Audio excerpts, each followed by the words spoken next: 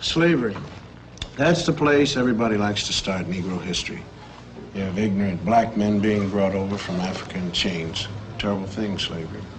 But this way slavery is taught, it sort of takes the sting out of it. Because the way it's usually taught, people think that we Afro-Americans started with nothing but little grass skirts like the kids in the Tarzan movies. And though America gave us slavery, America kindly gave us religion and a lick or two of education. And when we get more jobs and more education, then up from slavery. But we had something before we left Africa, something more than rhythm. I mean, we had a high culture. The culture was so high that great artists in the world are still borrowing from it. Now, here's a sculpture by an unknown African artist. And here's what Paul Klee took from him. Now, here's a work by an unknown black African, and Pablo Picasso liked what he saw. Another African design, and Modigliani swiped it, or he was influenced by it, or whatever polite word you want to use. Another black African artist, and Picasso didn't change it very much. I mean, when you look at this copy, you got to give us a little more than rhythm. You got to give us style. Now, if you tell the history of slavery right, you got a big problem on your hands. The slave trader didn't take some savage out of Africa. He took a human being. He sold him like an animal and separated him from his family. America invented the cruelest slavery in the history of the world because it broke up black families.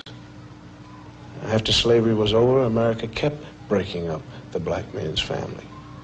And that's some awful history to teach. Now, if you want to look history right straight in the eye, you're going to get a black eye.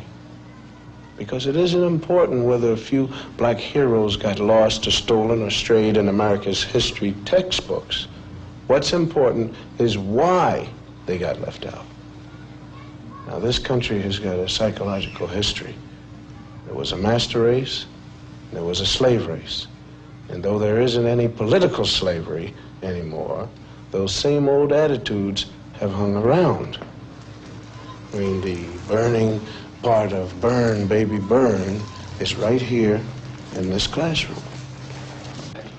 We want to thank Mrs. Lovely Billups and the whole gang here at the 4th grade for the brilliant and intelligent artwork that they've done here to make this whole broadcast sing. I want you guys to keep pretending that I'm not here. You're doing a great job, and just keep on drawing and reading and writing, doing what you have to do, because I'm going to talk about some other kids. Not you, Mary, John, and Bob. These are kids from other schools. Did you know in some states it used to be against the law to teach blacks to read or write? Nowadays we're getting these integrated schoolrooms, and most people think that if we get enough teaching and enough jobs, everything is going to take care of itself. But there is a scar of history running right through kids as young as these. It tears you up if you know how to look at drawings kids make, because kids shouldn't know much about history and anything about discrimination. I mean, nobody hates little black kids, but why do some of them cause so much trouble? And if you ask black and white children to draw themselves, or trees, or houses, some strange things happen. We asked some ordinary white kids from ordinary families to make some drawings for us. Like, well, let's call him John. John's white, and we asked him to draw himself. This is John. This is his house, and this is his tree. Then we asked a black kid, let's call him Ralph, to do the same thing. This is Ralph's drawing of himself. This is his tree. Now, why should two kids of the same age draw so differently? Enter the expert. This is Dr. Emmanuel Hammer, psychiatrist specializing in children's therapy. Well, let me illustrate it for you. Let's take these drawings. No matter what a child draws, he's really picturing himself. Ask a secure child to draw a tree, and he's likely to draw a bountiful, spreading tree. A black child drew this tree, cut off in its growth, stark, bare, ungratified. It works the same way with drawings of people. Normal children, average drawings. The mood is happy, the child feels capable, the drawings are complete, and the arms are developed to emphasize strength. These children were old enough to draw complete figures. The significant fact is what they left out: arms, hands.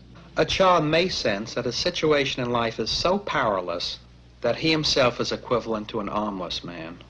My own study reveals that armless people appear 3 times more frequently in the drawings by black children than those by white. The faceless beings suggest that these youngsters not only feel themselves to be less than they might be, they don't even feel themselves to be.